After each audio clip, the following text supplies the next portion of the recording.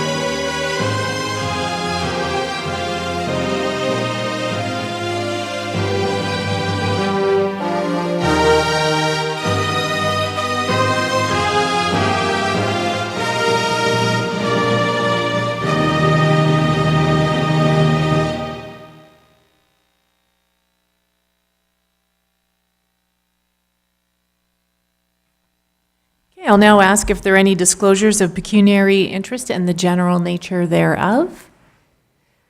Okay, seeing none, we'll go right into my mayor's remarks. So Lee and I had a site visit, I think it was yesterday, with Paul Saunders Instruments. So it was good to visit with him and visit his business and learn a little bit more about what he does. And we're continuing our site visits. I think we have one either next week or the week after that, but we'll continue to do that over the next few months and collect information. And we're going to be, I think, starting to work on the Township Business Directory, because I think most of the businesses want to be a part of that. So we'll be providing more information about that as we move forward. The next NPCA board meeting will be tomorrow morning at 9:30 at Balls Falls. And then next Tuesday, January 30th, I will be attending Mayor Senzik's State of the City event in St. Catharines.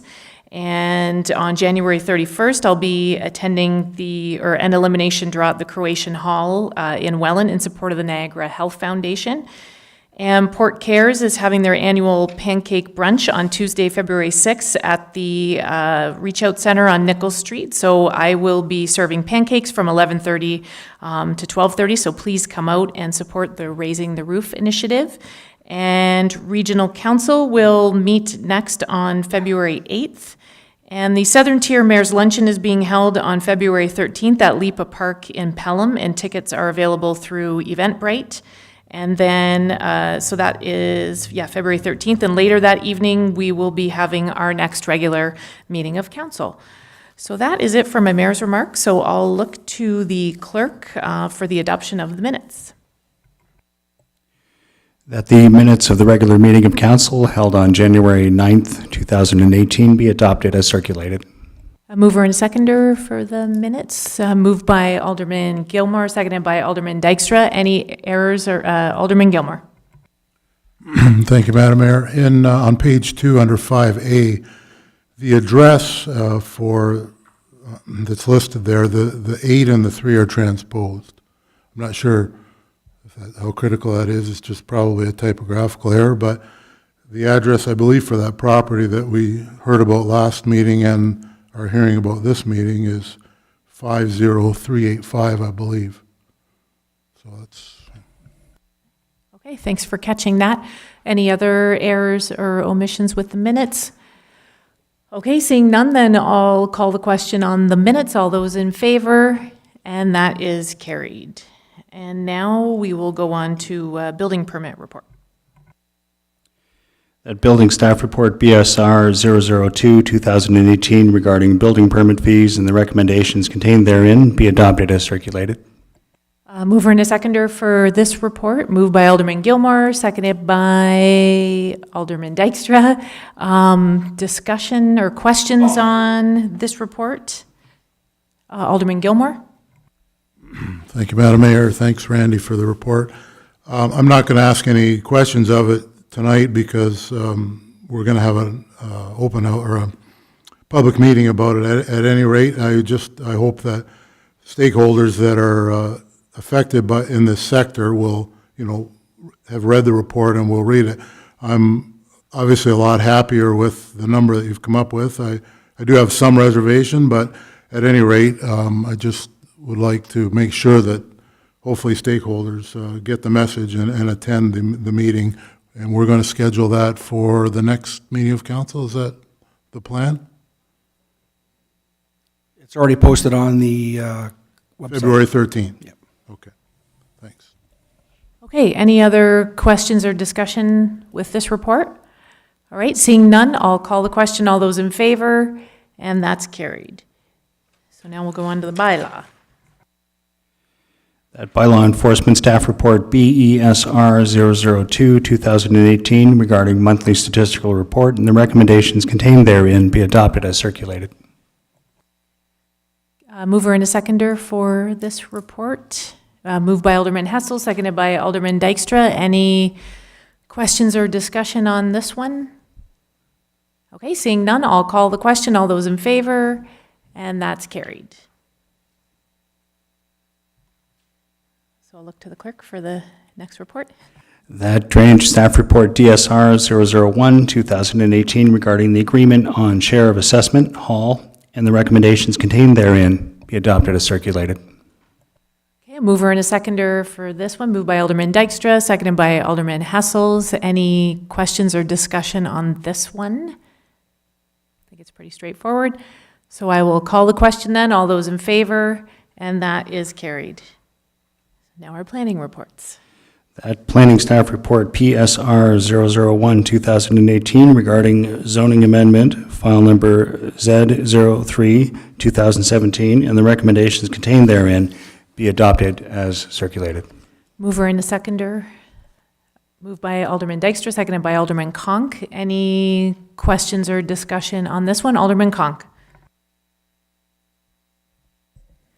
Through you, Madam Mayor, on page 2, it has, I've underlined that a septic permit is submitted for a replacement system. So I asked at last council with regards to the mobile home if it was going to have a separate system, and you said yes. So now I see it's a replacement system. So what are we replacing? Through you, Madam Mayor, to Alderman Conk. What I said at the last meeting is the existing system for the house needs replacing. Okay. So they're going to replace that and size it appropriately to serve not only the house, but also this garden suite. So, and I assume that I think I asked last time that the lot's big enough to allow for that to happen? Yes. That's correct, yes. Okay. Okay, any further questions or discussion on this report? All right, seeing none, I'll call the question. All those in favor, and that is carried. So now we're going into the council chamber windows. That planning staff report PSR 002, 2018 regarding the replacement of council chamber windows and the recommendations contained therein be adopted as circulated. A mover and a seconder for this one. Moved by Alderman Conk, seconded by Alderman Gilmore. Questions or discussion on this one? So this is just to receive for information, but it outlined some of the inquiries we made at the budget meeting. So this is a result of that. So no questions or Alderman Conk. Through you, Madam Mayor, in reading through the criteria for determining cultural heritage value or interest, because there's already been so much work done on this portion of the building, and then there's the back part that I don't think would qualify, I'm skeptical as to whether we would be able to designate this building. So then it comes back to, I'm guessing, council's wish, whether we stick with the wooden windows or we go vinyl. And then down the road, if we are able to designate, the vinyl could become an issue. So I'm wondering, and I'm hoping Mr. Nan might have some answers. Is it at all possible that we could get whatever quote it is for personally, I would like to see them stick with the wood. Is it at all possible that we could do some of the doors and windows this year and then the balance in the following year, and get the, whoever gets the contract to give us a guarantee that the price won't change from this year to next year? Through your worship to Alderman Conk, I don't know if they'll guarantee a price for the second year, but if we commit to it, it's an easier sell for me to go back to them to do that. We could do it in phases. We could do 2 or 3 or however many we want a year. But right now in the budget, we've only allowed for half of it anyways, right? We've only allowed it for the 40,000, so we're only looking for half this year and half next year. Okay, any other questions or comments? Alderman Hassels. Yeah. I kind of like to see this go back to maybe a committee, either heritage thing or something, for them to really look into this, because, you know, that's quite a bit of difference on vinyl compared to the wood. And even a public meeting to see what the general public, if they want us to spend money on, like that kind of amount on windows, and I guess you should find out if it could be designated for sure or not. But on Alderman Conk's things there, they said in the report that you'd take pictures of them, and if they ever wanted to make it heritage later on, they could do it at that time yet. So, because I think if people really wanted it, this should be a fundraising project more, because you're putting the burden on all the taxpayers when only maybe a few of them really care. So that's kind of my thought. I'd like to see it go back at a public meeting, or set up a committee that gets the information we need to make this kind of a decision. So you're suggesting, I know I'm just repeating what you're saying, but so you're suggesting either a public meeting or striking a committee that might include some of the members, like of the Historical Society and whoever else, like we'd advertise for it and have a committee, and then they could, kind of like a recreation committee, and then come and present to us what their findings were. Is that kind of what you were? Yeah, I'm kind of looking for something like that, because like I say, me personally, I would say put the vinyl windows in, because then we're only be spending $13,500 this year compared to $40,000. But that's my personal feel. I'd rather get the public's input on this and see what they like, because they're ultimately the ones that are going to be paying for it. So do you want to make a motion then? I'm just not sure what that would look like, if we'd be, I guess, referring it back to staff to then look into a committee. I don't know if maybe staff wants to comment on maybe the best way to approach this.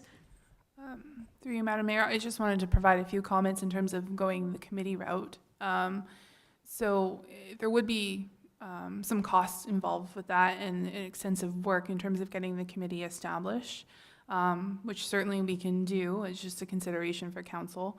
And then another thing, in terms of designating something, there's a lot of research that goes into it before it's brought before a council or a heritage committee for designation. So in my research, typically what's done is some heritage consultants are hired to assist with that, because you have to demonstrate that it meets the criteria.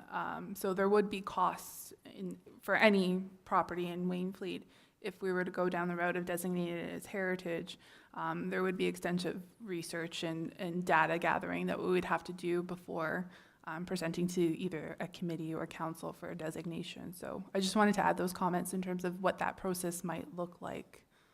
Would it be appropriate to just strike the committee just to get a sense of the windows? I think that was maybe the order Alderman Hessels was going with, is just kind of finding out what the appetite was with regard to the window, and then maybe looking into designating a heritage, or did I misunderstand? No, not really, because later down the road, if people are really interested in getting it designated heritage, they could always go through that, and maybe maybe this council wants to go that way, but maybe there's somebody down the road that'll really be interested. And like I say, I think it should be a fundraising thing. It shouldn't come all out of the taxpayer's dollar.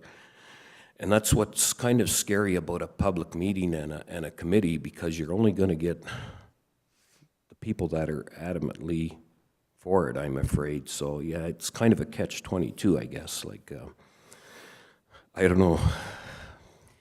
I guess I'm struggling with that, like, I don't know which way would be best route, but I don't want to spend any more money on it than we have to. What's the urgency? Richard, you had mentioned to me that one or two of the windows are leaking, so is it something that can be delayed, or you need an answer fairly shortly? Through you, Madam Mayor, to all members of council. Yeah, we do actually have some dry rot in some of the windows now. We've been patching the best we can, but the wood itself is actually dry rot and needs to be replaced. So we are getting some leakage in, but we're managed to maintain the leakage as far as getting into the building and doing any structural damage. But we do have to make a decision one way or the other to how we're going to be able to maintain and keep that water out. So Alderman Hessels, do you want to go ahead with a committee, and then I guess, so if you were to do this motion, then we would then discuss whether that stays in the budget when we get to the budget report. That's what I'm thinking kind of the process would be. This would be, we'd refer this back to staff to strike a committee to just look at the feasibility of the windows, and then when we get into the budget, then we can decide whether we leave that in until we hear from the committee, or we take it out altogether until another year. You know what, maybe we should wait to see what we do in the budget. I don't know if we can come back to it then, just to prove it the way it is right now. Sure. Okay, yeah, Then we can can do, come back to it. so we'll just receive this and then, Yeah. okay. All right, that sounds like a good plan. Any other discussion on this report? Alderman Dykstra. Through you, Madam Mayor, if I could ask Richard a question regarding this, just in your opinion, and I know you haven't, I don't know how much research you've done on the windows, but life expectancy, if we went with $80,000 wood windows versus vinyl windows, would you have any idea, life expectancy, when we'd be replacing the wood ones again versus the vinyl again? And of course, vinyl windows are not all created equal either. You can buy $20,000 vinyl windows or $50,000 vinyl windows. So that's what I'm just wondering. Through your worship, to Alderman Dykstra. The wood windows, again, when we spoke with the companies that specialize in restoring these type of windows, they said on average they'll last 20 years with maintenance that we'll continue to have to do in between, which is touch-up painting, et cetera, silicone or sealing and so on. We did get two prices on the vinyls, and they're both comparable pricing for 20 to 25-year windows. So comparable, I mean, maintenance cost, when you get into wood, it's a little bit more maintenance than vinyl, obviously. But basically, the life cycle is very similar. If I may continue, Madam Mayor, and the wood, just for helping for the budgetary part decision, the wood windows, they're still would be a double pane, low E argon. You could still do that in the wood frame, or are they just, are they not going to be as efficient as the vinyl?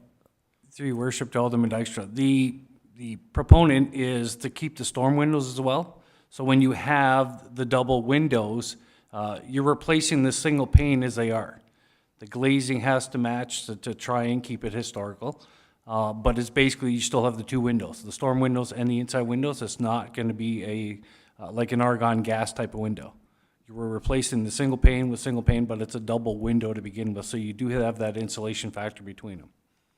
And if I may just ask one more question, Richard, the vinyl windows, could they not mimic what we already have? I mean, they can make vinyl windows look like what we already have. Through your worship, to Alderman Dykstra, yes, both proposals that we did receive are similar. But, you know, as you know, with vinyl and you put the mutton bars in, we could try to match the best we can. And that's, both proposals went to the companies with pictures, and they look very similar. But again, it's a vinyl compared to a wood. Thank you. Okay, any further questions or comments? Okay, seeing none, so this is just to receive this report for information, so I will call the question. All those in favor, and that's carried. All right, so now we're moving on to the budget.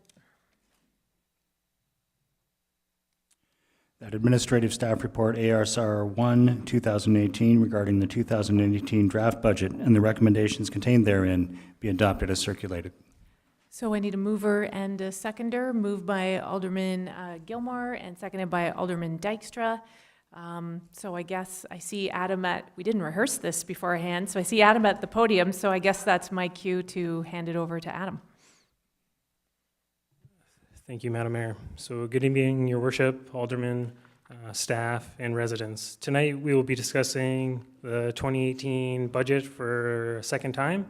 I will start by going through the budget changes from what was presented on January 9th.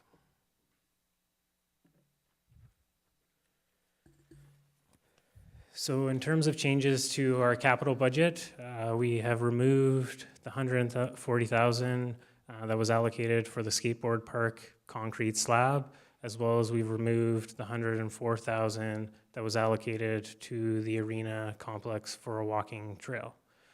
In terms of our operating budget, as was mentioned at the previous meeting, we've reduced our budget by $70,000 for roads overhead, as well as an additional $35,000 for general maintenance of building operations. And then as per council deliberations on the 9th, we've removed $5,000 from council grants for the South Niagara Rowing Club, as well as reduced the proposed contribution to Pocomar from $8,000 to $3,000 to be consistent with what was granted to them in 2017. In addition to that, there was the $12,000 additional capital grant that we are required to provide to the Niagara Central Airport Commission as a part owner in that airport. So what these 6 changes mean to the overall budget is, if you recall, on January 9th, the increase to the tax levy was proposed at 8.92%. It's now down to 3.95%. In terms of capital, just a recap for capital budget. This just shows where the proposed funding is to be spent versus the departments, and you'll see that for 2018 capital budget, 65% of our capital expenditures are dedicated to roads and bridges.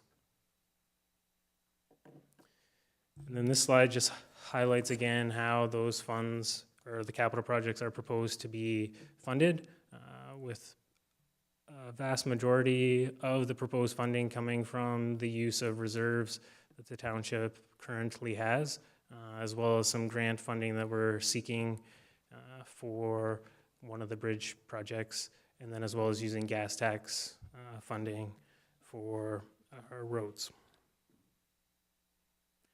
So at this point, if we want to discuss any of the capital projects that are still in the budget, I will turn it over to kind of council to discuss. Okay, who wants to go first? Alderman Haskins. Yeah. If you go to the administration, I've got it on, what is it, tab 3. You got all your draft capital budget summary. It might be just as easy to go through that one. The IT updates, it might be better to go to the other pages. So the IT updates, the projector for the council chambers, and you want to bring the old one to the Moore Room, and then if you bring it to the old Moore Room, you have to spend another $500 on a screen. And I don't know, I don't really see the benefit of that, if this projector is working all right yet, and that's a $4,000 that I don't think we need to spend. So and I'm not sure about all these other things. Sometimes I think, is it a necessity, or is it just something that staff or council wants? And I think we have to really look at what the difference is, necessities or wants. So, and I kind of see that as a want. I'm not sure about some of these other ones, how necessary they are, but that's one that really stood out to me. You're looking for Adam to comment then? Well, comment, or I could make a motion that we pull out that $4,000. That's for the projector Projector. and the cost to move it. No, you were gonna, if you moved it into the Moore room, you'd have to buy another screen. Oh, okay. So now, if you don't, you don't have to buy the screen. So it's about a $4,000 that Yeah, 4,100. Okay, so so that's kind of what I'm asking for. so you're making a motion then to remove that. So is there a seconder for that motion? Alderman Gilmore, any discussion on removing that? I see Adam wants to comment. Yeah, through you, Madam Mayor, to all of council. So just to give a bit of context to the IT capital, obviously Alderman Hessels has raised the question as to whether or not we need to upgrade the projector in this room and essentially take this projector and move it to the Moore room as a potential option for anyone who's renting the Moore room to have access to a projector. I think the key thing to also consider when you're looking at this IT is that historically IT's capital budget is $25,000 a year, and that funding gets used for not only projects that we need to replace due to the age of the IT assets, but also to give us some flexibility that should an asset that we're not expecting to have a significant hardware failure throughout the year, we have funds available to address those items. Our IT employee is very prudent when it comes to this, and typically he doesn't move on purchasing any of these proposed items until very late in the year, once we've assessed what has happened during the year. So if someone's laptop broke or someone's iPad broke, we would be able to, this would afford us the ability to actually address those issues without having to come back to council and request funding through our reserves. So I just want to throw it out there that if we reduce his budget by any amounts, we're potentially exposing ourselves to any risks should there be hardware failures in the current year. Because really, the only addition to the budget this year is the $8,000 for new IT equipment for the next council. Okay, so we have a motion on the floor to remove the projector and not get the new screen. Any further questions or comments to that motion? Okay, seeing none then, I will call the question. All those in favor? Opposed, if any? Okay, and that is carried, so that's removed. So Alderman Hessels, you still have the floor.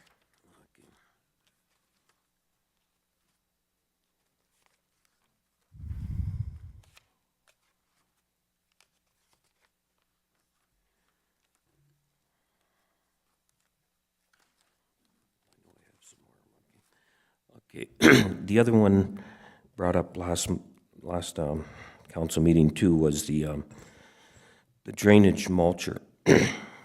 And there too, I'd kind of like to see that being taken right out of the drainage overhead or whatever. I guess the way I look at it, that thing's mostly municipal, and if we're not making enough money from the municipal to cover these costs, then I think there's something wrong on that part of it. Maybe those charges might have to go up, because to put this on the taxpayers, it's everybody paying for something that, well, everybody's water does run into municipal drains, but that's another one I think I'd like to see kind of eliminated and just take it out of reserves from the excavator or whatever other part of the public works that you could. So I'd make a motion too that we fund that $40,000 from other than a capital tax levy. Okay. So you're making a motion then to fund that from a reserve? Is that from a reserve or some type of a tax levy, like we have the infrastructure levy too, you know, sometimes. Okay. So I'll get true. I'll get a seconder for it, and then we can discuss, and Adam can comment. So is there a seconder for that? Alderman Gilmore. So Adam, did you? Yeah, and this is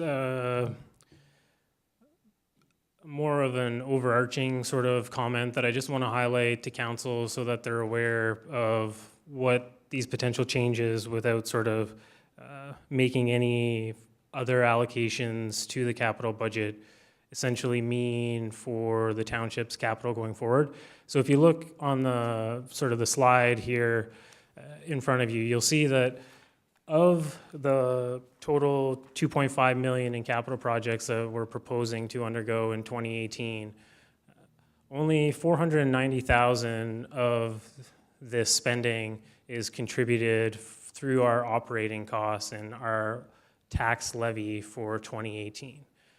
To look at this, and you'll see on tab 3 there, in comparison to 2017, we had 540,000 being contributed through our tax levy. So right off the bat, we've taken 1% out of our contributions to capital in 2018 over the level that we contributed previously. So by taking this other $50,000 out of this, that'll reduce sort of that 490 by another 50,000, which essentially is another 1%. So by doing that, we've essentially negated the 2% infrastructure levy that we are proposing to help us close our infrastructure gap for future capital projects. So I just want to make sure that council's aware that while it is reducing the percentage, we are almost going to pay for it twice in the future. That's sort of the strategy to be. So I'm not saying that there's no merit to how some of these projects on here are being proposed to be funded, but I think with that, we also need to consider bringing some of that funding back into the capital that's coming out of our tax levy. Otherwise, we're going backwards in terms of our overall contribution. So to think about it more, if we had 100,000 being contributed last year to our infrastructure levy, which is essentially 2% tax levy increase, plus 540 that was being contributed, we were at 640 last year. So currently, we're at 490 plus the 2% that compounded from the other 2%, which is 200. So 490 and 200, we're at 690. So really, we've only contributed an additional 1% to capital versus the proposed 2% infrastructure levy because we've taken 1% already out of our previously established capital spending in our tax levy. So just keep that in mind, that the lower we cut out of our tax levy, we're actually going backwards in terms of our overall capital contribution. Did you? Well, like I'm just wondering, are we not getting cost recovery on our excavator and when we do this work? Because it's charged out, right? So Yeah. that's where I guess I'm having a little bit of difficulty on why it can't be self-funding. Yeah, through you, Madam Mayor, to Alderman Hessels, we are charging it out, but it's become apparent that the charge-out rates that were established several years ago are not actually also adding in the replacement cost to operating it. So we're not being neutral with this one. Alderman Gilmore, you had a comment or a question? Yeah, There is a motion, yes, on the floor to remove this. Well, Madam Mayor, because there's a motion on the floor, my comments might be out of order. I just wanted to address Adam's previous speech a little bit, if you give me a little latitude. Well, his previous, you're talking the previous speech about. No, just the one he just gave us. Yeah, about well, the that's capital. germane to what we're Okay, talking about that's because fine. he's cautioning us about removing something from the Right. budget, so I think you're good. Okay, so Adam, just to be clear, I understand where you're coming from, but we can fix that problem at the end of this exercise by tweaking the infrastructure levy if we so choose. Is that? That's correct. I just wanted to make council aware that when we're doing our kind of our mental math at this stage, if we're taking 50,000 out, it's really taking us a step backwards in terms of our overall total capital contribution year over year. So I just wanted to throw that out there that should council decide to kind of make that up just because they don't necessarily want one of these projects to go forward, I just want to make sure that council knows that they may want to add something back, whether it be an additional percentage to infrastructure levy or look at some of the projects where we're proposing to pay out of reserves and move those back into the tax levy component of this exercise so that we're still kind of staying whole. So we can certainly address that at the end. I just wanted to make sure before we got too far down that we're considering this as we go along. Okay, any other questions or comments on this motion?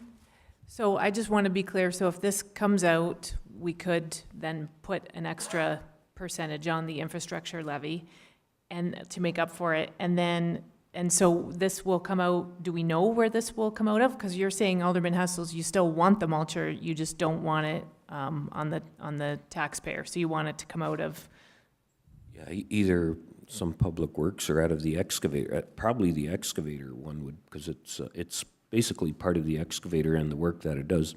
And I guess my only other question might be to Richard here. We had one of them machines not that many years ago, the rotary, but it was, I don't know if it's the same thing, or why was the reason that we changed over?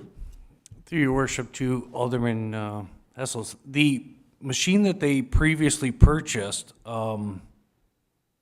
I wasn't here at the time they purchased it, but they did have a lot of problem keeping bearings in it. The research I did on the machine that they purchased wasn't designed to work in water. It was meant to be worked on dry material. So the bearing itself, it was a straight shaft with a straight bearing on it. The mulchers that we're looking at, yeah, they're the same ones that Hydro One uses in water and everything else. They're a tapered shaft, so the bearings will last and they won't blow apart like the other ones did. okay. All right, any further questions then on this amendment to the budget? Okay, seeing none, I'll call the question. All those in favor? And that's carried. Alderman Hessels, you still have the floor. Oh, okay, so if we go to the Winger Fire Hall, I guess my biggest thing were the page 14 capital projects. The lighting, like, you want to change, I don't know what that costs, but to me, if I look at how much you spent on hydro, you got your delivery charge anyways. The amount that they use lights in that building is next to nothing, only when it's night, when they have to pick up a truck, or maybe if it's the outside light, you put an LED. So I'm not sure if you have it broken down to what those things cost, or even the furnace too. I don't know, I guess I really have a hard time spending money on that building, or any more than we absolutely need to. So I'm not sure if Richard can address that one too. Worship to Alderman Hessels. The lighting portion of this is a very minute portion. The T12s that are in there do take a lot of electricity, but the lighting portion for replacement is very minor. It's only going to be, it's going to be less than $1,000 to change all the lighting over, to save energy, basically. Some of the lighting that's in there, let's put it this way, it may not have been wired correctly to begin with, so I do have to change the lights anyways, whether I do it as part of this project or I do it as part of the regular building maintenance. I will be changing some of those lights because they're improper. So if I was going to be doing this work, that's why I included all one project. But it's the minor portion. It's the rest of the work and the furnace and so on that's the most costly portion. Yeah, and I guess it's not going to last another year or two, or like. Through your worship, well, because of safety factor, I'm going to change them anyways. So whether I take them out of the ever regular operating or I do it as part of the one big project. Okay, I'll let that one ride then. Okay, I got cost to replace the library skylights. I don't know if you looked into it. It was brought up last week. Instead of replacing it, is just the skylights is just replacing the roof. I don't know if you did get a difference on quote on that. Through your worship to Alderman Hessels. The unfortunate part is because I have been off still. When I did inquire about it and started looking into it, I actually have to get a structural engineer first because that skylight is actually part of the roof structure. The aluminum that's framed there. It's not a matter of just taking it out and popping in some 2x6s, and it's because it's part of the peak of the roof, it's got to be engineered again. So I'll have to get engineered trusses made. So the cost difference will be minor to remove it, because I still gotta get, the removal done. It's not like taking shingles off. Plus closing it up and making sure there's no damage and weather getting into the building. So the cost difference will be minor. Whether I close it up for complete, then we will never have to worry about, as far as leakage. But the cost difference is gonna be minor. Okay, so I guess with that one, I don't mind leaving it in there, but I'd like them to come back with a staff report on what the difference in costs would be, so that we can make that ultimate decision. So do I you think need it's a good idea to get Motion yeah, that we make a a staff staff report Yep. on the skylights on the library, Okay. The see difference. which direction we're gonna go. Okay. Seconder for that, Alderman Dykstra. Any discussion on Alderman Conk?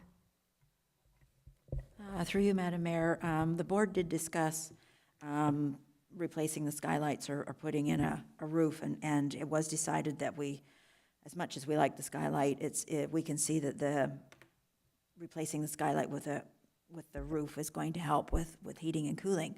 We did wonder, however, if this particular money or some of it could be taken out of development charges money. I think that would be a question for Mr. Cross. Through you, Madam Mayor, to Alderman Conk. So with respect to development charges, there are restrictions in terms of what we can and cannot spend those funds on. In the last iteration of our development charges report, when it came to the library, we had two components that we said we were going to collect funds for. One was for an additional library facility or a replacement facility, and the other component was for library materials. So unfortunately, I don't feel comfortable at this time to say that the repair would qualify for the development charges, but I mean, there is an opportunity to, if we were to use the reserve funds for this that are earmarked in the library, for the library specifically, and then access sort of the development charges for future kind of materials related projects that the IT wants to use that reserve fund for, you can kind of do it that way. So we're looking, through you, Madam Mayor, so we're looking at taking most of, or all of this $40,000 from the library reserve then? No, currently it's just in the tax levy. That's up to council to decide whether they want the library to use their funds for that or not. Well, the board did discuss this, and because of the programming that we have, the computers and whatnot, they're getting old, and replacing their system is going to be quite costly. So if we can avoid using the reserve so that Lori can take that money and put it towards replacement of computers and programming, that was the kind of general feeling that the library board felt, that we would do better with the reserve funding for that rather than for this. Alderman Gilmore. Thank you, Madam Mayor. Back to you, Adam. Did you say that the development charge money could be used for IT for the library? Did I hear you say that? Through you, Madam Mayor, to Alderman Gilmore. Essentially, you could probably make that argument that the IT equipment would be to improve the materials that are associated with the library. And having said that, the library component is a smaller component of overall development charges, but there is a component that has been set aside for libraries as we collect these DCs. Just one more question to Alderman Conk, if I may. At the library board meeting, did you happen to quantify that shortfall that you referred to at the last meeting? Like, you made a comment that there was a shortfall, and I just wondered how much that would be, and before we make a decision, we don't want to do anything that would impact. No, of course, apparently I misinterpreted what Lori was telling us, so there is no shortfall, but again, she is going to have to upgrade computers and those types of programming probably within the next 3 to 5 years, I would think. So there you go. Money's gone. Okay, so the motion's on the floor to have a report come back to council to describe the pros and cons and costs and all that good stuff associated with the skylight. So if there are no further questions or comments, I'll call the question. All those in favor, and that is carried. Alderman Hessels, do you have anything else you want to rip out of the budget? Yep, now we come to those windows. I think I'm gonna make a motion that we go with the vinyl windows.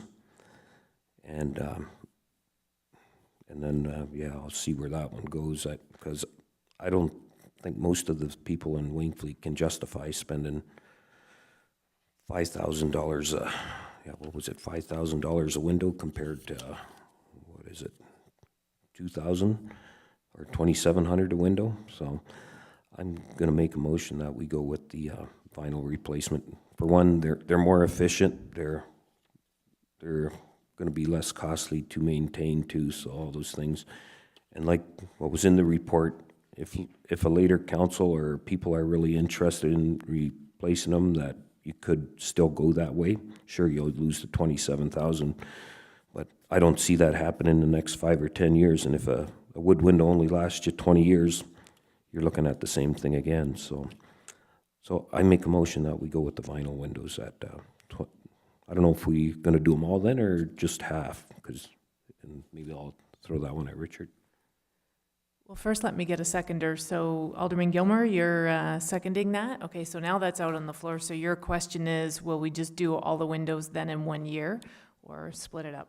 Through your worship to Alderman Hessels, I believe that was coming out of the capital tax levy for 40,000. I mean, if they wanted to do the whole thing in one shot, we're looking at like 30,000 27, yeah. to do the whole thing at once, and that way it's over and done with. So that'll be all 10 windows then. That'll be all the windows and as well as the side door replacement. Yeah, so I would say we do them all. That way it's consistent when the next time it comes that everything gets done at once. So I make a motion that we spend the 27,000 to get everything done in 1 year. Okay, so you've moved that. It's been seconded. Any questions or discussion? Alderman Dykstra.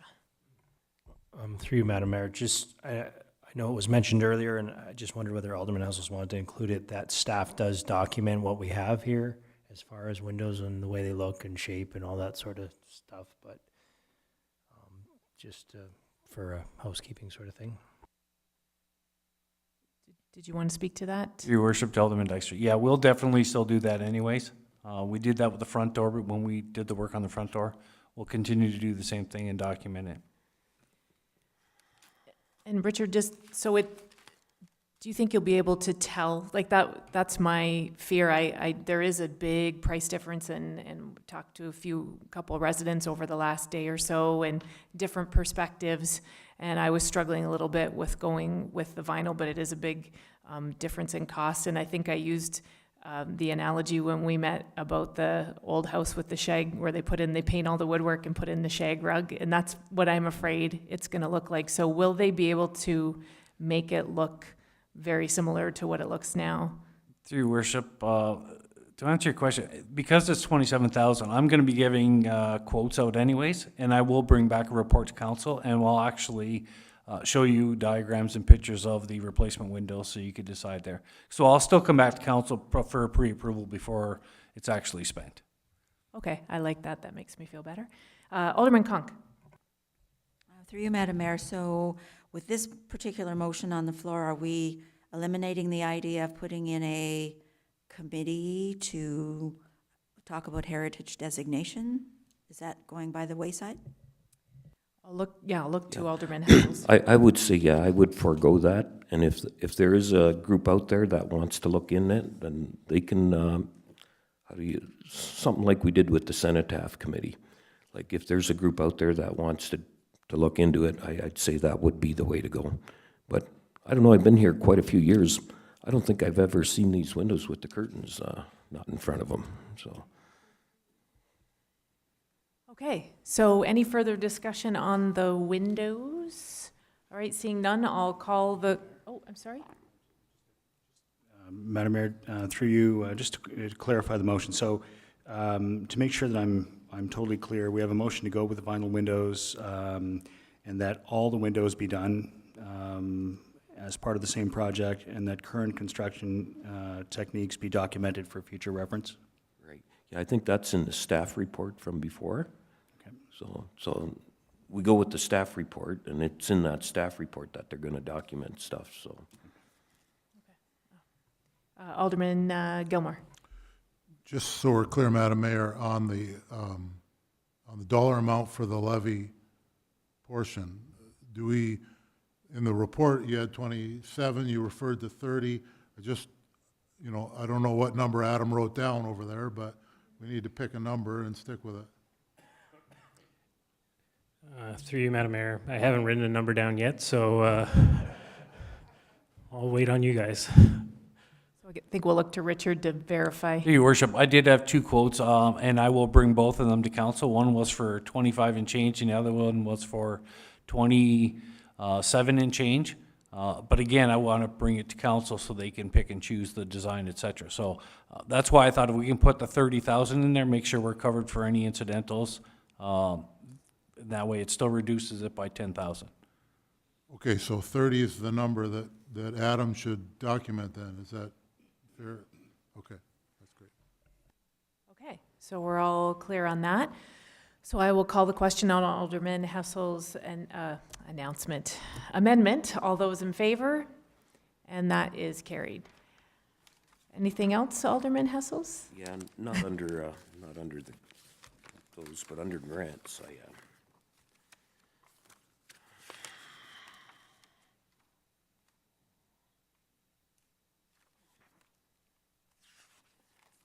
Okay, I know you voted on this last month, but the Niagara Health System 1 Foundation, that's a 5-year plan, and what I see you doing is holding up the whole next council on a decision on that amount.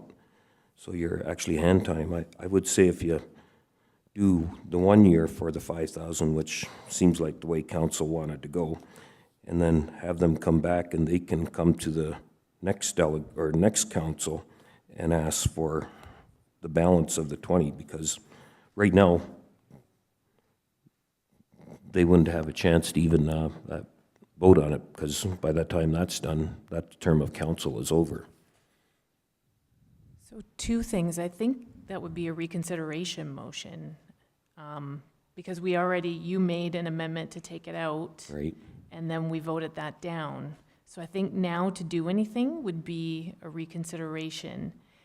And so let's mull on that for a while. What would it be a big deal for the following council, Adam, to remove that from the budget? Like, would it come up in a line item? It's not something I would recommend, but I know, like, Alderman Hessel's is concerned, as he stated, about handcuffing the next council. So would that be a possibility? To you, Madam Mayor. So with our revamped kind of grants policy, we do have a section in the policy that speaks to just because an applicant's successful in the current year doesn't mean that they're going to get the same funding going forward. Where it becomes tricky is when we go to notify these organizations that they've had an approval from council, we need to go back to this organization and tell them either they've been approved 5,000 this year and to reapply for the additional funding that they have requested, or to let them know that they've been approved for the full 25 and we'll be paying it in $5,000 increments. So we still can go back to them. It's just I need to know how I'm notifying them, whether they've got 5 and to encourage them to resubmit, or they've got the full 25 and they don't have to kind of resubmit for this project in the future years. Okay, so got a little bit of clarification. So I don't know then, would it be a reconsideration motion if Alderman Hessel's would have to make a motion to reconsider, and then we could. I can't make that motion. Right, okay. So I don't know if anybody wishes to comment further on it, or just leave the grants as they are? Okay, Alderman Gilmore? Thank you, Madam Mayor. I'm not going to comment or make a motion, but to Adam's point, perhaps the simple solution is to just let them know to reapply annually for the term of, of the period that they're asking for this money for. And then every year we can look at it and, I know they're looking for a set dollar value, but, things change year over year. So I don't see there's any harm in them reapplying. I mean, it's a good cause, so that'd be my suggestion. If that's what you're looking for, is just some advice. Yeah, through you, Madam Mayor, to Alderman Gilmore. And to give a bit of context, the organization did contact me before they were filling out their application, and obviously they are looking for the full 25,000, but recognize that 25,000 is a lot to ask this community to contribute to in any 1 year. So their sort of proposal was, we would like, kind of, if council decides that they'd be willing to pay for it over several years, they'd be willing to sort of accept that kind of arrangement. So I think there is room to go back to them and say, we've approved one installment at this time, but you still have to apply in future years for the remaining kind of components to this funding if council chooses that that's how they prefer to make this decision, given it's new council next year.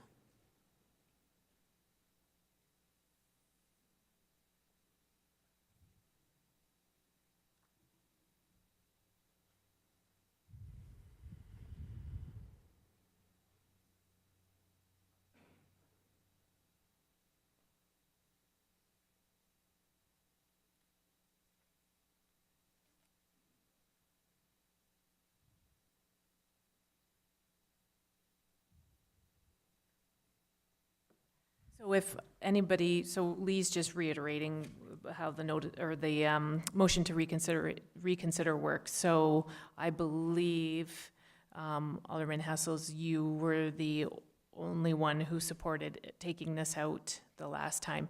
So if anybody wishes to make a motion to reconsider, to then go to have, I guess basically to have Adam go back and say to One Foundation that, moving forward, they'll have to reapply each year, or we can just leave it as it is. So I'll leave that to council members.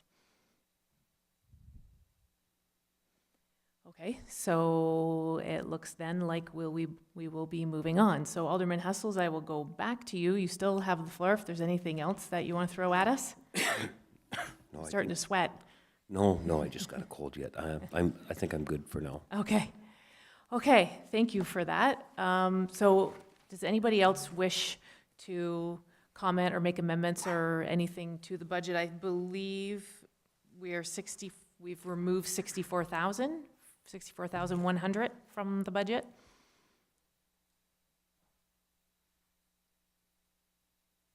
$54, I think, at this point. Well, 50 for the mulcher. Sorry, in terms of tax levy, yeah, 50 overall for the mulcher, but only 40%. I'm just looking at what's the impact to the actual tax levy.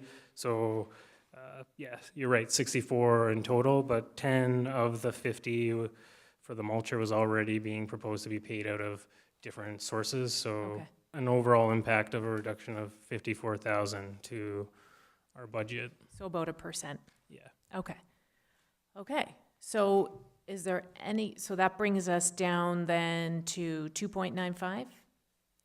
We'll be even below that With the, the 54, yeah. okay. Alderman Dykstra. Thank you, Madam Mayor. I know Alderman Hessels did touch on this, but he then decided to skip over it, and I'm going to bring it back. As being a member of the fire committee and the fire implementation committee as well, I would make a motion that on capital project number 14, Winger Fire Hall repairs, that we do remove that out of the budget.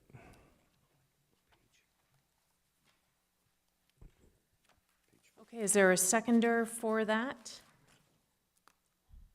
Alderman Conk. So any questions or discussion on removing that? Richard, didn't you, I just want, I guess you to kind of repeat what you've already said, or I just have some concerns because I know we're trying to kind of preserve the life of this building a little bit longer until we kind of have a better handle on things, and I know we've gotten a little bit behind with the Burnaby station. So, like, are there any real dramatic implications to taking this out of the budget? Through your worship to yourself and all the members of council, we do have a shortfall right now with building maintenance of $1.2 million.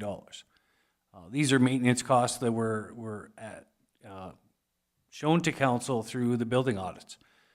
So if we decide that down the road we're not going to use the Winger Station, I mean, that's great, let's save the money. But with no end in sight as far as knowing what we're going to do with those buildings, we have to try and still maintain them.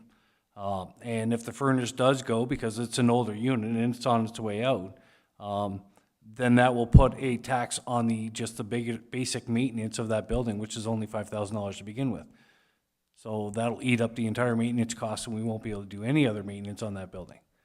So, council's decision, I mean, like I said, we do need to get long-term goals set up for these buildings and structures.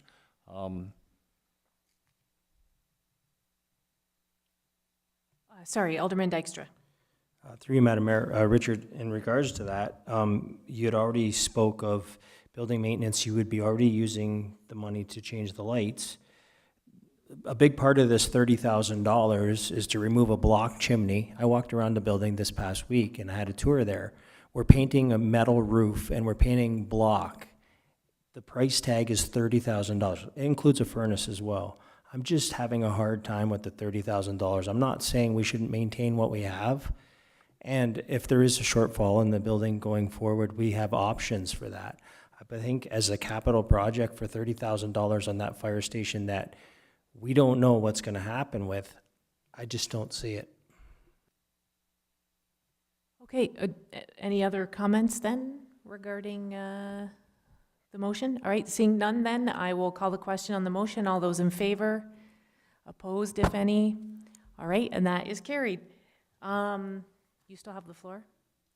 Nothing else to remove? Anything else, Madam Mayor? Okay. Does anybody else have anything that they want to? Okay, so Adam, that puts us close. 84,000. Okay, so what's that roughly percentage? Well, we're almost at 2% here. Okay. Okay, so then, so we've amended the budget, so do we want to leave it then as is, or we're, okay, so we're on to that part then, if anybody wants to. Somebody? Alderman Hassels. No, I'm kind of glad we went this way, like, but I don't think we need to pull it down to 2%. And I don't know if we put a little more money into our infrastructure levy. That way, if that fire hall becomes a burden, I think we can still pull out of there. Because I don't want to do it unless it's absolutely necessary. And with a lot of these things, like I said before, if they're necessities or if they're just wants or because you have the money, you can do them. So I don't know what, you said we're down to 2 point what? I don't have it. Just bear with me for a minute and I can the exact.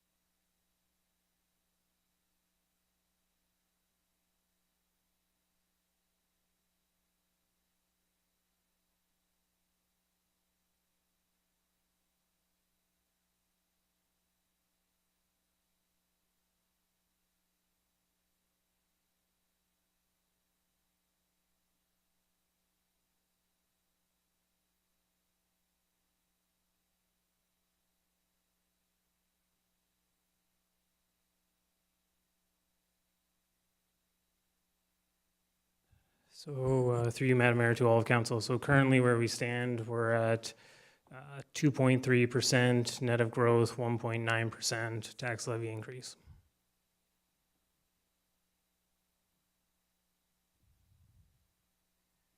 Okay, so So that was 2.3, and what's that 1% growth here? Well, net of growth. So Okay. we factor that in for kind of any additional assessment for development that happened previously. Okay. I don't see a real problem being at 3.5. I think that's pretty fair. I do believe that as the year goes on, because if I look at building permits from last year, there probably is going to be more revenue, and I know I've talked to you a little bit about it. So I think we're at 3.5. I would say so. I'm going to just say I make the motion. We go 3.5 on the total tax levy, and we'll go from there. So the rest, you'd have 1.2 going into the infrastructure levy. I take it then, right? Extra. Yeah. On top of the 2% already. So what is it you're adding? Yeah, so basically, just bear with me for a minute.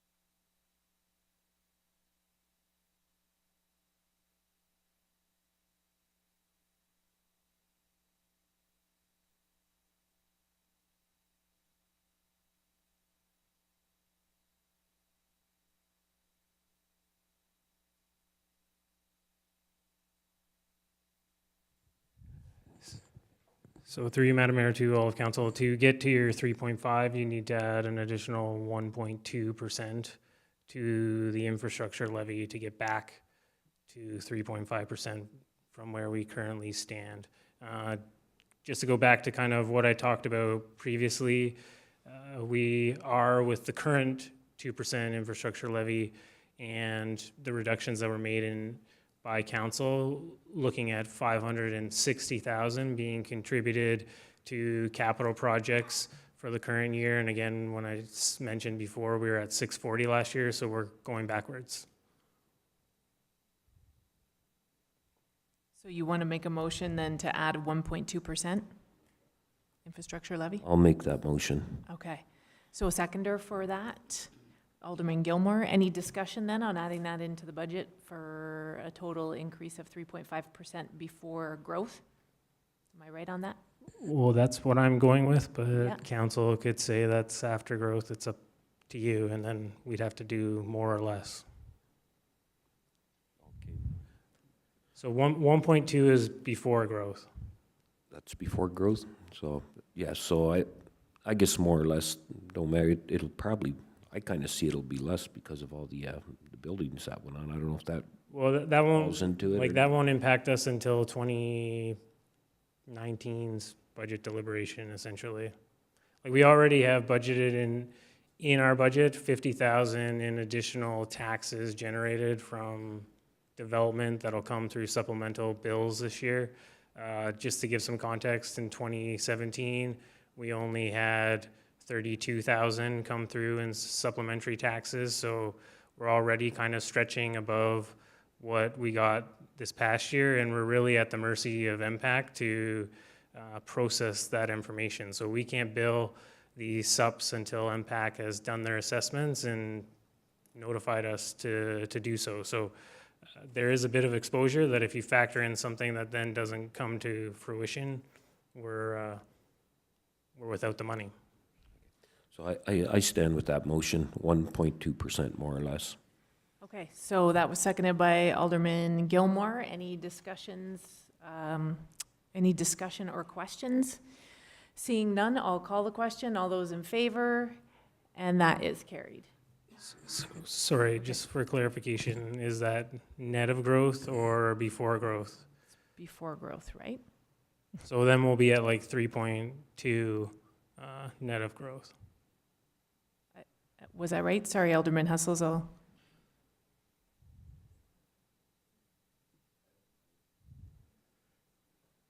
I think people can, like, you said our infrastructure was down, so, or our infrastructure. Yeah, we're so going backward. if we're going backwards in terms of what we had already established last year in terms of committing funds, whether it be spending it in the current year or setting aside for a future year from last year for capital. And the whole point of the infrastructure levy is for us to close the gap, right?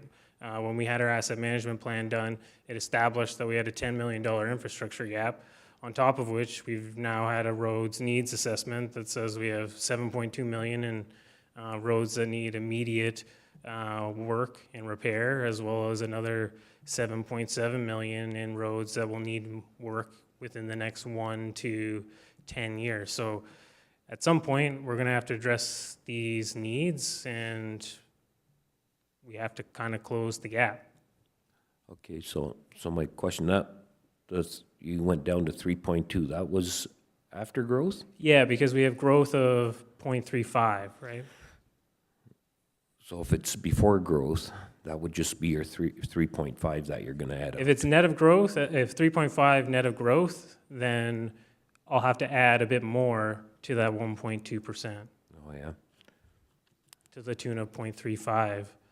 Okay. Although, yeah, we voted on it, but we didn't vote which way. What did we vote, before growth or after growth? That's, I guess, the question. So we're good? We don't know which way we voted, right? If it was before growth or after growth. I thought it was before growth. Okay, we'll go with that. Okay. All right. Well, the question was brought up, so. Okay. Okay, good stuff. All right, so anything else then that we have for the budget before we approve the amended budget? Oh, Alderman Gilmore.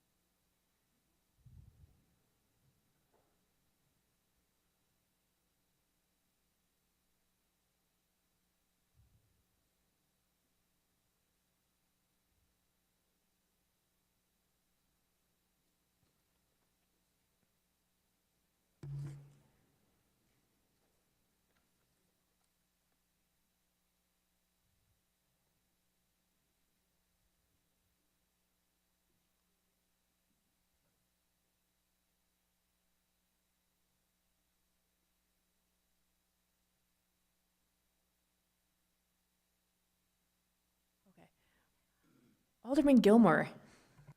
Thanks. Adam, just to follow up on that conversation we had the other day about that Gents Road Bridge design. Sorry, I missed it when we were leafing through, but did you clarify that point about the 45,000? Through you, Madam Mayor, to Alderman Gilmore. Yes, so Richard and I spoke about it, and we didn't actually go through with that in 2017. So, and we are also proposing that assessment be done or paid for through reserve. So there was no kind of movement of money in terms of this for 2017 versus 2018. Okay, any other questions or discussion then on the budget?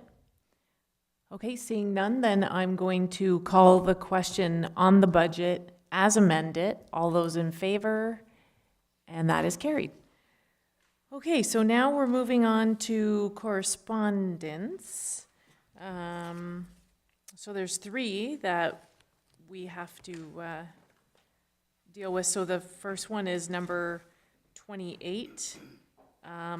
So the Roy T. Adams Humanitarian of the Year Award, and I'm kind of looking over at Alderman Conk, because you usually kind of take the reins on these types of things. So how have we dealt with this in the past? Because this is forwarded to us every year. And then do we have staff? Have you not worked with staff in the past to suggest people? Would you like to do that with Amber? Okay. Do we need a motion then to, probably a good idea. Let's do that. So maybe Alderman Gilmore, you'd make a motion that Alderman Conk work with Amber to possibly find a nominee from Wainfleet for the Roy T. Adams Award? So moved, Madam Mayor. Okay, can I get a seconder for that? Seconded by Alderman Hessels. I'll call the question. All those in favor, and that's carried.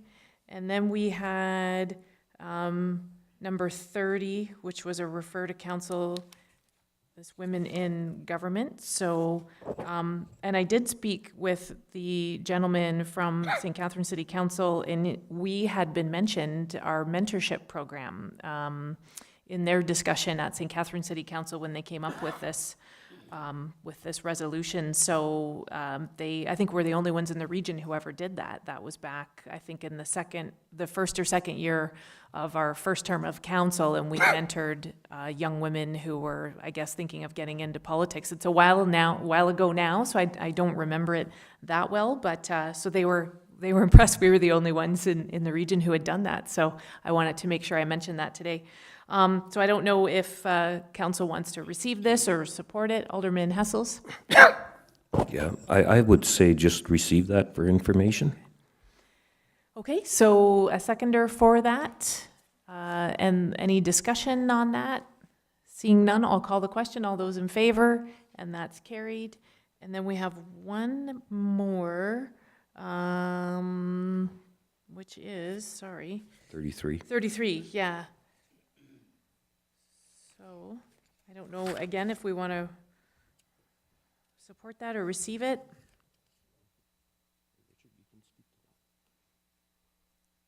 You'd like Mr. Nan to speak to that one?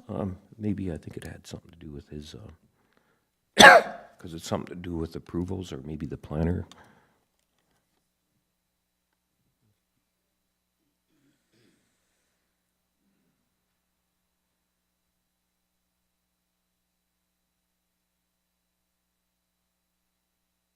Yeah, I'm sorry. Yes. Through you, Madam Mayor, this particular piece of correspondence deals with the municipal class environmental assessment process, and they're asking to have it fast-tracked, if you will, because they're claiming the Engineers Association and Civil Construction Alliance of Ontario are complaining that these assessments take far too long before they can build. And my comment to that is boo-hoo, too bad. So I don't support this. Okay. Do you want to make a motion just to receive it? Sure. Okay. Seconder for that, Alderman Dykstra. Any discussion? Seeing none, I'll call the question. All those in favor? Opposed, if any? And that's carried. Okay. So now... April? Yes. I got a few more. Oh, okay. Okay, Ted. There we go. That's, okay. Okay, through you, Madam Mayor. Okay, 26, I'd kind of like us to, there's actually 4 of them here. I'd like to endorse them all. So I don't know, 26, I don't know if you want to read them out loud or...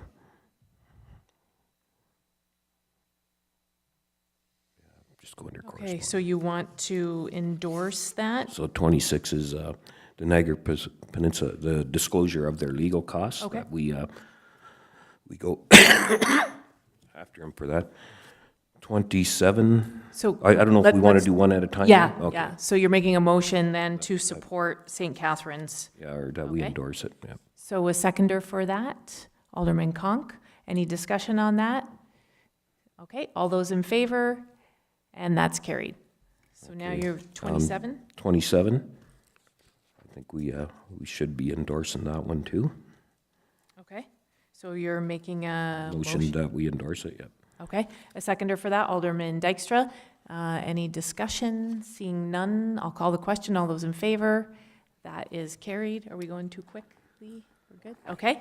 Alderman Hessel's Yeah, got another one? okay, 29, and I did talk to Adam a little bit. We kind of did something way back when, but not the whole thing, and I think it is beneficial to Wainfleet to endorse this, this correspondence too. I'm just trying to find it here.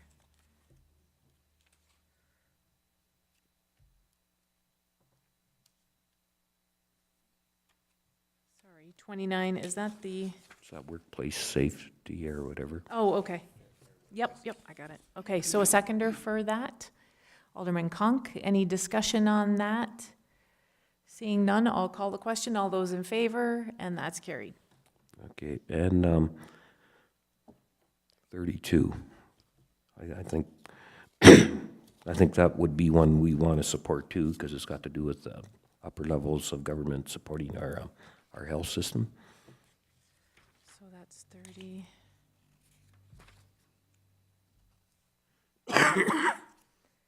Okay. So we need a seconder for that. Alderman Conk, any discussion? Seeing none, I'll call the question. All those in favor, and that's carried. Okay, is that, you're good? I'm good, yeah. Okay, any other correspondence? Seeing none, then we will move on to our one and only bylaw.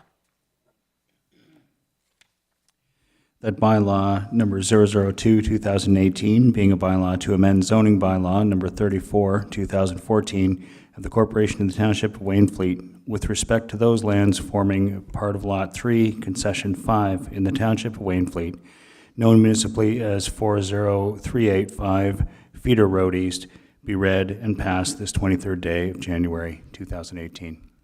So I need a mover and a seconder for that. Moved by Alderman Gilmore, seconded by Alderman Dykstra. Any discussion or questions on this? Seeing none, I'll call the question. All those in favor, and that is carried. And now we will go on to notices of motion. So I'll look to Alderman Conk then to read the motion. Through you, Madam Mayor, when I was putting this particular motion together, maybe the third time will be the charm for motions from me this year, it came to my attention while I was working on the procedural part of this motion, that there was something wrong with our code of conduct, and I don't know how any of us missed this particular item in the code, because we passed it in 2016, so that's bad on all of us for not catching it. So I put them all together in one motion, and there has been some concern from staff wondering if it needs to be separated into two, and I don't particularly have a problem with it, but the deputy clerk at the time didn't have a problem with it, so that's why it's all in one. So having said all of that, whereas our procedural bylaw 067-2016, section 14, under motions appears to be in some question as to the timing of notice of motion, and whereas some motions can be time sensitive due to our 3-week council cycle, it can take up to 6 weeks to vote on after a verbal notice is given. And whereas our Code of Conduct Bylaw 044, 2016, Section 17I, under formal complaint procedure, also appear to need amending in order that the public may file a complaint, we need to be inclusive and transparent with integrity and accountability to our residents, therefore allowing them the right to make a complaint as they see fit, not to be determined by the willingness of another council member to make the complaint for them. So therefore, be it resolved that procedural bylaw 067, 2016, section 14.9 read, a notice of motion can be delivered verbally at one cycle of council, and upon being delivered in writing at the next cycle of council, be discussed and voted on, replacing the current version. And also be it resolved that Code of Conduct Bylaw 044, 2016, section 17I be amended to read, any member of the public may make a complaint of a member of council that contains the information required to complete Appendix A, which is attached hereto and forms part of this Code of Conduct and shall be in the form of an affidavit. And finally, be it resolved that Section II be read as follows, or with respect to the conduct of a member directed at a member of the public, whether or not the complainant witnessed the conduct alleged to violate the code of conduct, and that the remaining items in section 17 be renumbered accordingly. Okay, so so Alderman Conk's moving that. Can I get a seconder for that? Seconded by Alderman Hessels. So any discussion on the motion or questions to staff or to Alderman Conk? Alderman Gilmore. Thank you. Through you, Madam Mayor, to Alderman Conk. So are you suggesting that because these are two sort of divergent ideas that we're going to split them? Did I sort of hear you say that? Through you, Madam Mayor, staff was concerned that the motion deals with two separate documents, so it was suggested that I might want to separate them and read them separately. And if that's the way council wants to deal with it, I'm good with that. Otherwise, I'm happy to leave it just as one motion dealing with the two documents. Well, if I may continue, because they're two totally separate ideas, I think we should deal with them separately. I mean, they're not related to each other, so there should have been two things. It's all here, so let's take them one at a time then.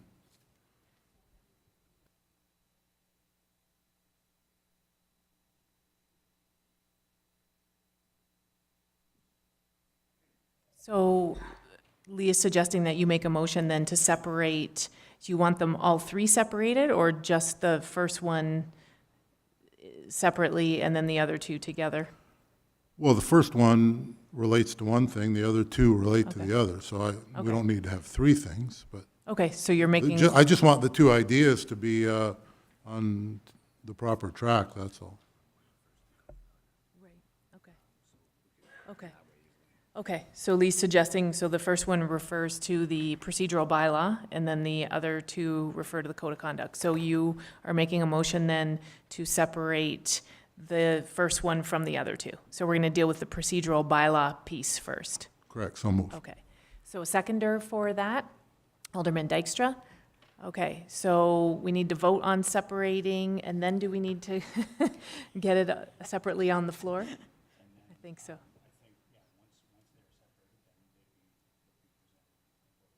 Okay, so we're just separating, so I'm going to call the question on separating. All those in favor, and that's carried. So now do we need to move that separately? I think we do. Okay.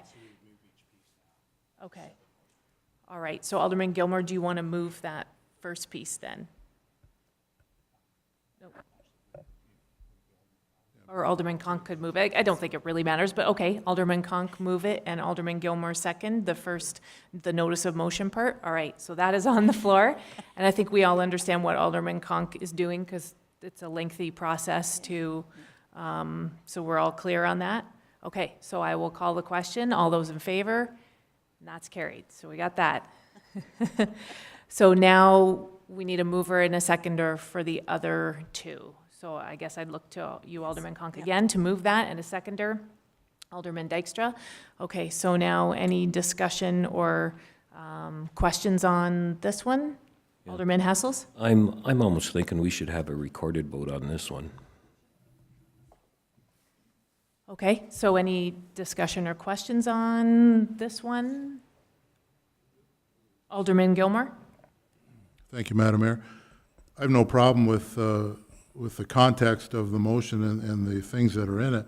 I just wonder if we've considered, adequately considered how we're going to deal with and fund the, I assume would be the fees that the Integrity Commissioner would be potentially charging. I don't know that we've considered what that impact might be. Have you thought about that?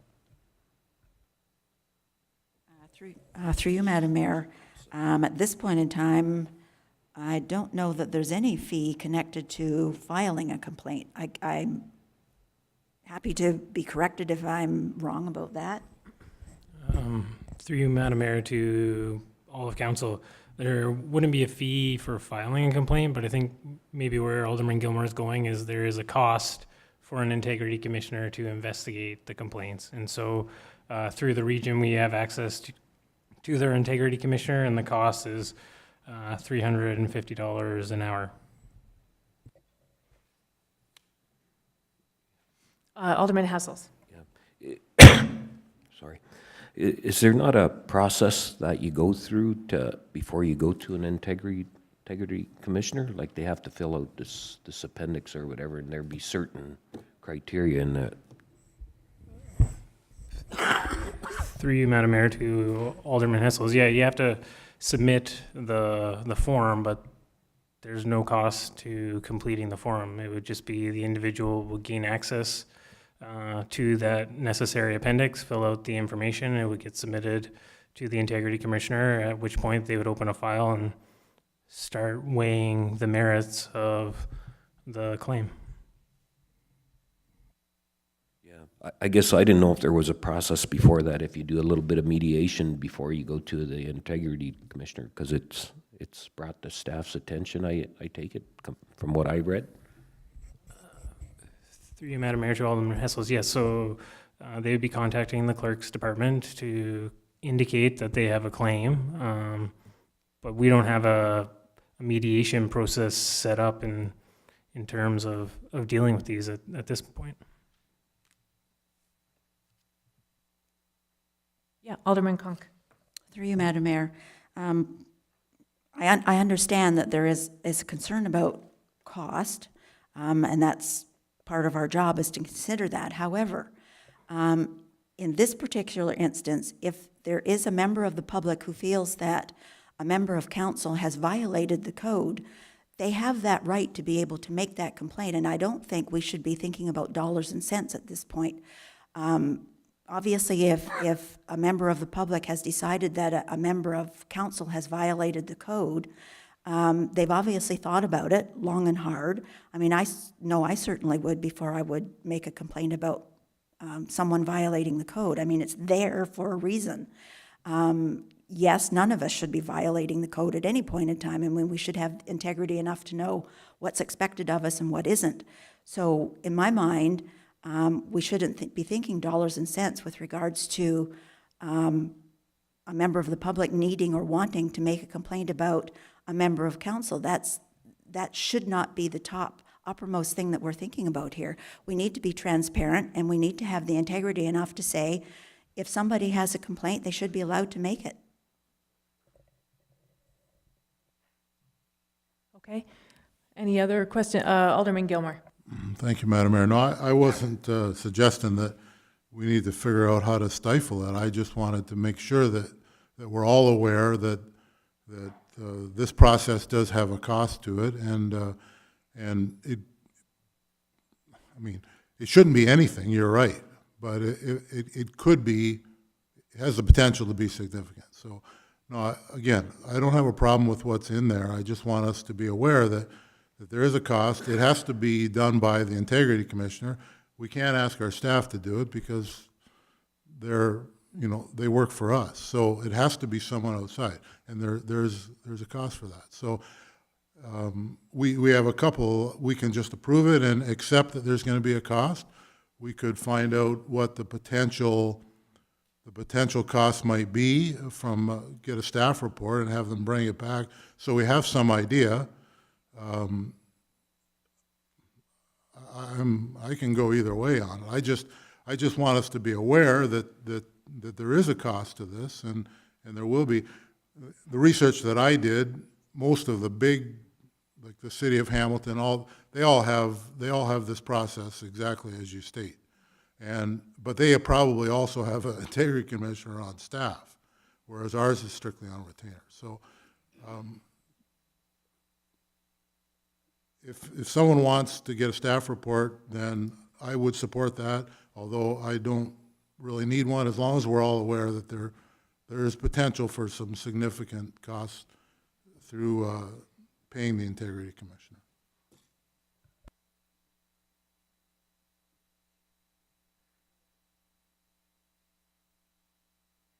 He's just making mention there's a refundable fee for anybody who makes or not application, but files a complaint. So maybe you just want to speak to that really quickly.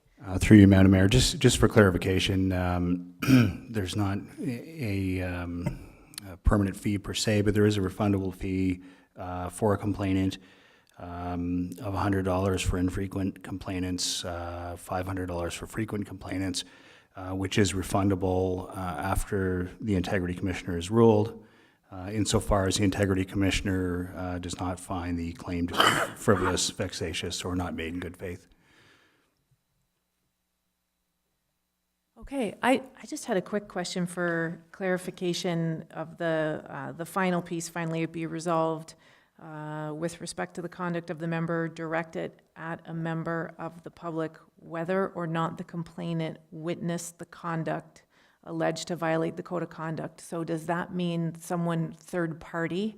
So if somebody had an issue with a council member, but they were uncomfortable filing a complaint, someone could file a complaint on their behalf without having witnessed it? Okay, because when I had read that, I had some concerns with that, and I had spoken to another municipality who said they hadn't really heard of something like that before.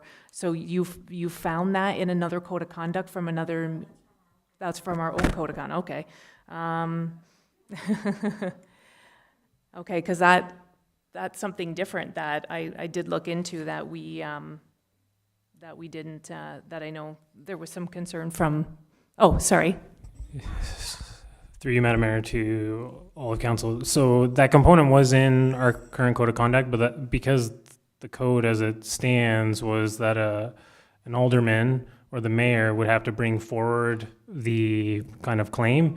So it would have been that they didn't see it, but they heard from a resident. Okay, because So what the way I read that was that, so you're saying our Well- current code of conduct is somebody from the public comes and says, I had an altercation with somebody, I don't want to say anything. That's what the original one was. But where I'm confused is you're saying that the changes that you're hoping to make will allow for resident A to say to resident B, I don't want to go and say anything, I'm uncomfortable with it. So resident B comes on their behalf but didn't witness any of it. And that's where I had mentioned that to another municipality and they hadn't heard of that. So this is where I have a little bit of a concern with the wording on this. So it's where I'm a little bit hesitant with that tonight. So I don't know if other council members have any concerns with that or if we just want to go ahead, and that's where I'm wondering if maybe it might not be a bad idea to have a staff report to look, and I know staff has a lot going on, but to look into this and just to make sure that we get it right. But those are just my comments. I can go either way. Alderman Dykstra. Through you, Madam Mayor, just wondered, Alderman Conk, if this is time sensitive, I understand that you want the motion to go forward, I understand, but I do feel too, I don't have a problem with it. I just feel there's a little bit of gray area there and whether we should have a staff report. And I'm just wondering if this is time sensitive and you're... Well, I'm not going to be here next month, so if staff want to take the time to do a staff report and bring it forward once I'm back in March, I'm good with that. Okay, that sounds... If I may, Madam Mayor, we've already done the important piece, the first piece, which is the timing piece, so I would make the motion that we get a staff report on this, because I think there's a lot of gray area at this point. Okay, so you're making a motion then to get the staff report and then include the potential cost piece that Alderman Gilmore was referencing and clarification of the pieces that Alderman Conk would like. Yes, being that in the absence that we don't have our own auditor, what the true cost is and et cetera. Integrity Commissioner, okay. Integrity, yep. So is there a seconder for that? Let me get the seconder and then, so seconder for that, okay. Alderman Gilmore and Adam, you wish to comment?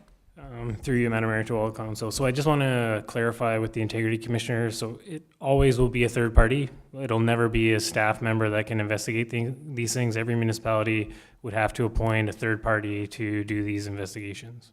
Okay. Alderman Hessels. Well, I don't think they'd be able to come up with a cost. It's all on amount of hours they put into this thing. I do agree with you on that, that third party making the complaint. I think it should come from the original person, and it's just a written form that they fill out. So I would agree that maybe if we took that line out, I would be all right going ahead with this otherwise, so. Well, now we've got a motion Right, on the but- floor to. So we could turn it down or retract the motion, but that's my point. Okay. I'm all right with going ahead of it if we Okay. just change that. Because like I say, we know they have to make a deposit when they put the complaint in. It's refundable, but that'll deter people, I think, enough that they're not gonna just make claims because they can. And so I think to avoid any misconception from one person to the other, I think it should be the person that made or has the complaint to make should be doing it. So that's, So just before we vote, Adam, in terms of potential cost, so do you agree it would be hard to determine then? It would just depend on how many complaints come in, and I guess you can't really gauge. Through you, Madam Mayor, to all the council, yeah, we don't, because we've never had complaints that have been filed from a history perspective, and also because the Integrity Commissioner is a new component where the provincial government has essentially downgraded or downloaded this this responsibility onto the municipalities, because normally or historically it would have gone all through the Ombudsman's office. It is tough to gauge, but just looking at other municipalities that have had to go through investigations, they can range from 10,000 to 50,000. It could go all over the place. And as we stand today on budget day, we haven't allocated any additional legal fees to pay for an integrity commissioner to do in any investigation. So any investigations that are having to be done, we would have to come up with the money somehow through reserves or something else. Okay. All right, so we have a motion then, so Alderman Hessels has suggested we could alter things, so, sorry.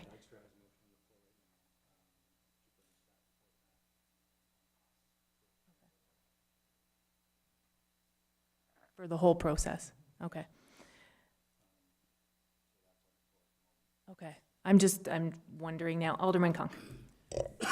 Through you, Madam Mayor, perhaps if Alderman Dykstra will withdraw his motion for the staff report and we just eliminate the sentence whether or not the complainant witnessed the conduct alleged to violate the code of conduct. Would that clarify for everybody? Take that gray area out and then we could proceed with the vote. Would that work? Alderman Dykstra? Yeah, I have to refer to.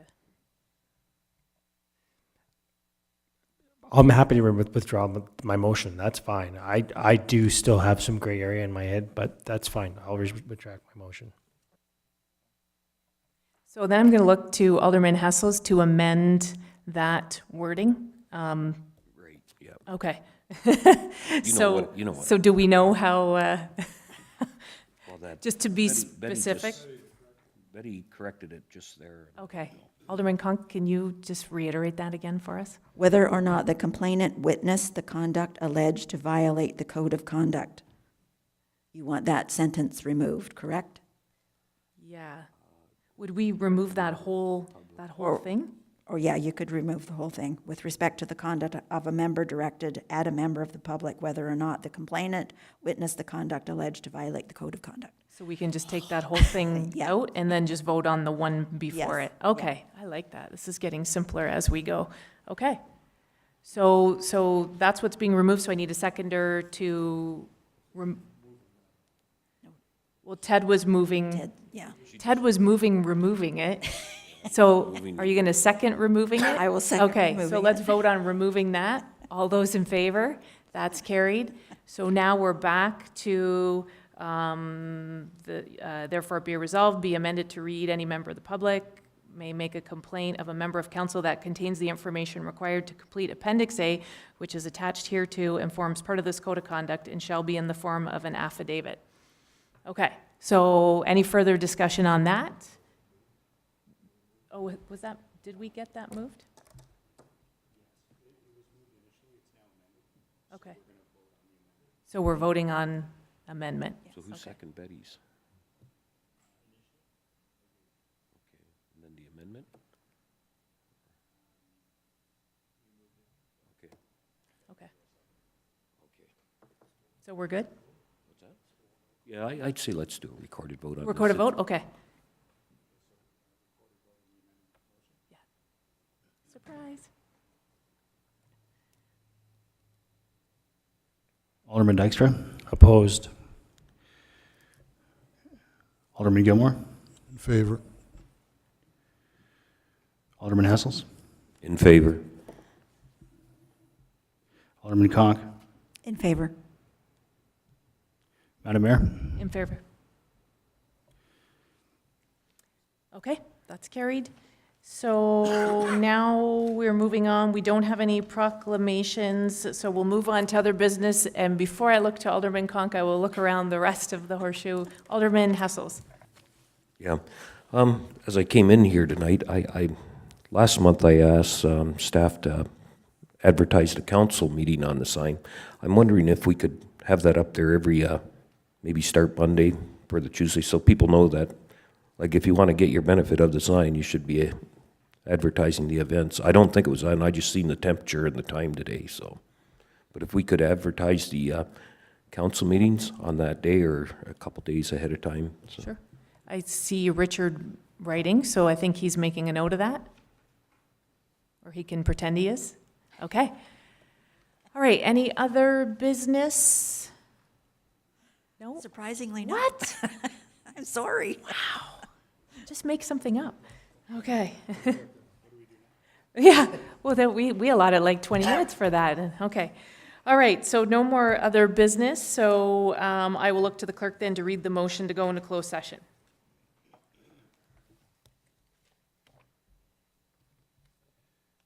Council now move into closed session to discuss an item under Section 239, subsection 2, E and F of the Municipal Act 2001, litigation or potential litigation and advice subject to solicitor-client privilege, OMB 2 appeals.